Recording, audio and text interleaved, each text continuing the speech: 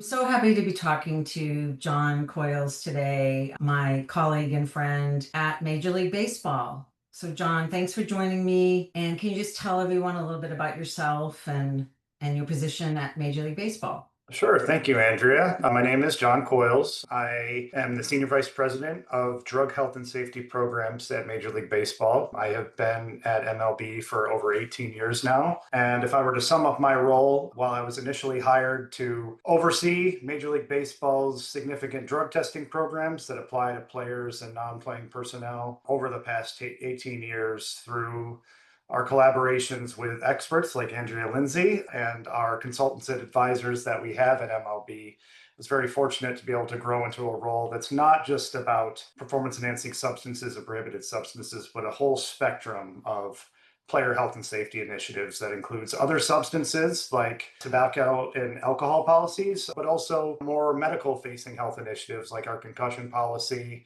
our minimum medical standards, and our emergency response system. I know we first partnered back in 2019 when we came together to write the consensus statement on third-party certification. And I know that's a huge topic in the dietary supplement world. And so maybe speaking to why we partnered up in the first place and then again several years later. Yeah, well, throughout my entire career, the topic of dietary supplements and related products has been a huge priority for us, just getting a handle on the topic, figuring out ways to protect our athletes, but also to educate them on the challenges that as drug tested athletes, how they can be really careful and cautious about the products that they choose and the products that they consume. So over the years, we've formed a strong relationship with third party certification entities. We have hired individuals who have previously served as registered strength and conditioning coaches and registered dietitians to advise us on this topic. And while I feel like, over the past 18 years, we've definitely become much more informed, educated, and even taken a sophisticated approach on these topics, because this is an ever-changing landscape,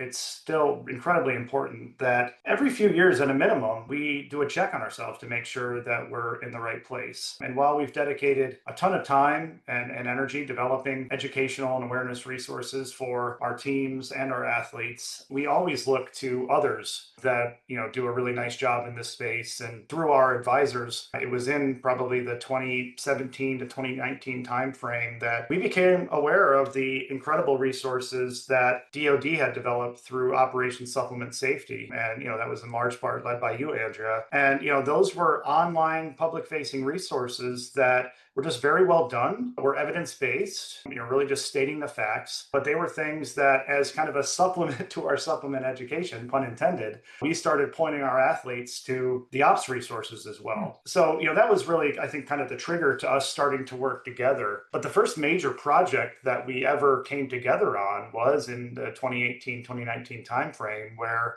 we were all interested in making sure that we were in the right place on the dietary supplement front. And, we came together in person over a number of days, and we, essentially, scoured the landscape of third-party certification entities. We met with the different players that are out there.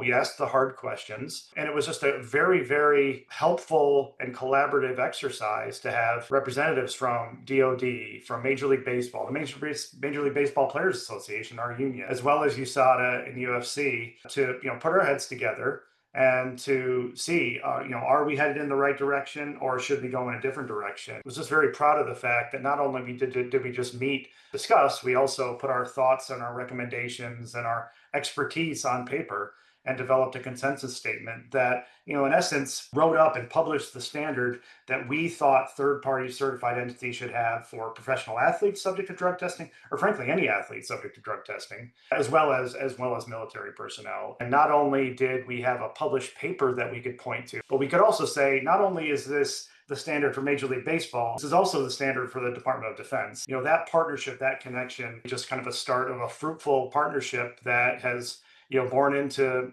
other projects, other meetings, and other initiatives that are still in place today. So over the last decade in particular, we have made a big push on not only educating our athletes on the importance of supplement safety and third-party certification to keep yourself out of those troubling situations, but we have actually gone that extra step through negotiation with the players union to not only educate and inform, but actually to limit access to only safe third party certified supplements in our clubhouses.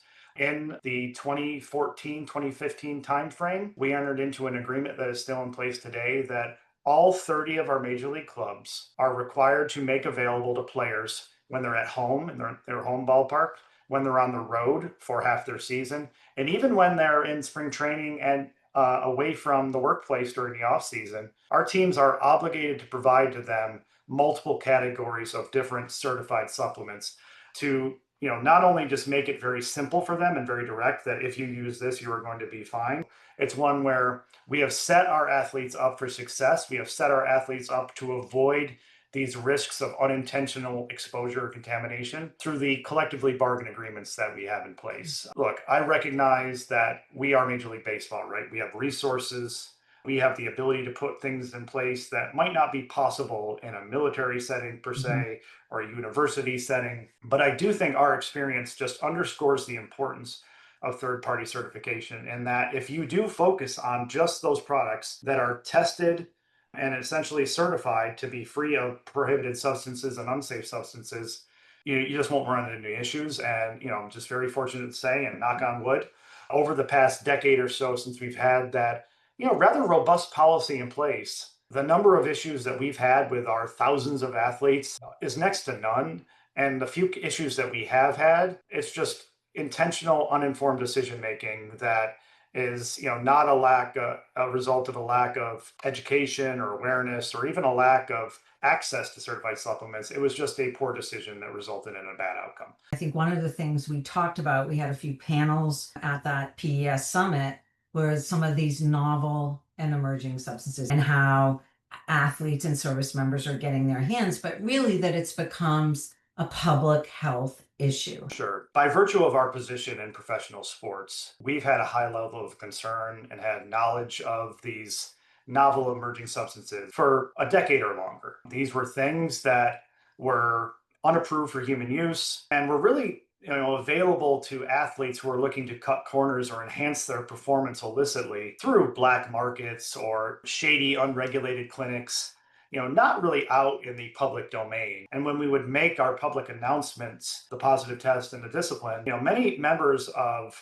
the media, many of my colleagues in our office, many of our fans would respond to some of these announcements saying, "What is a SARM? What is a peptide? I've never heard of this. Is this a steroid? Is it not a steroid?" A lot of questions exist that I think we had access to because of our jobs. The general public did not. I think pandemic taught us, and I know, I've, steal a few words from our colleague, Dr. Eichner, self-testing, self-medication has become much more the norm than it was 5, 10 years ago. And what that has resulted in individuals not going to a physician or a clinic for treatment and assistance, but actually trying to navigate this on their own. And what that has done, unfortunately, is created an opportunity for these gray area, kind of shady individuals and institutions that used to just exist to try to enhance athlete performance or be a source of anabolic type compounds for those that work out in the gyms, for more so the general public. And that is very concerning from my perspective. And I know you agree, because again, these substances are not approved for human use. Now, these substances, which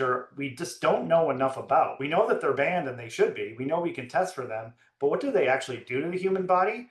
Unfortunately, we just don't know. There's just a big question mark and a big risk that's being assumed when anyone gaining access to these things, and whether they are in pill form, but many of them are injectable, right? They're just taking on a significant unknown health and safety risk by administering or ingesting these things. And that just creates a significant amount of concern from where I sit, not only because we've been informed on these for some time and we've advised and educated our athletes to stay away from them, but now it's just shifted into a much larger scale. And, it's even worse when they are not only putting them out in the marketplace or making them available on online platforms, but some of them are even disguising themselves as dietary supplements through Yes. labeling and products just to make them maybe look more benign or less risky. And that's very troubling for even more reasons. But the one thing that I was very encouraged about at our performance enhancing substance summit that we ran last year is that, look, there was a lot of different interests in the room.